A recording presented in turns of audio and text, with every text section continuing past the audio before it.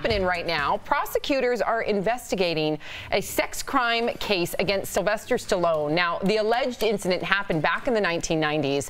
Although we do not yet have the details of exactly what he's been accused of, his attorney says Stallone had a consensual relationship with the woman a decade prior in the 1980s, and he denies any accusations against him. Now, I was reading some of the comments when we were talking about this story earlier, Erica, and many people were saying that they didn't, I'm paraphrasing, but they didn't remember what they had for lunch a week ago. How could someone remember what happened back decades ago?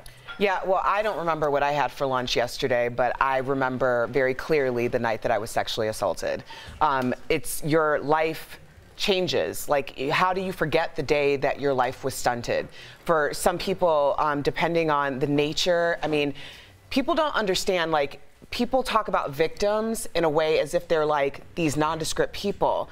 These women or men have partners, maybe they're married, maybe they're in a relationship, maybe they are parents, and you have to carry that with you or go through the court system or whatever.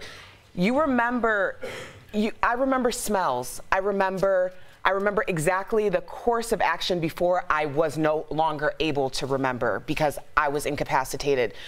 It's something that you can't forget. So when you say, I don't remember if I had a tuna sandwich yesterday, good for you that you don't remember that, but you're gonna remember the day that your entire life changed. Wow, thank you, Erica. I think it definitely makes me see it differently, and thank you so much for sharing that, because it totally does. Because there were so many comments. And I could see that, and that's what I said. How do you remember that 30 years ago? Or does it become a fish story, like I was saying? Does it get bigger and bigger? And Erica, when you shared that story, even now, it really does change my mind, because I never went through that, and a lot of people haven't, but the people who have feel exactly like you, so thank you. And let's remember, this woman did bring it to the police in November of 2017. We're just now getting light of it. And she's not the only one. Yes.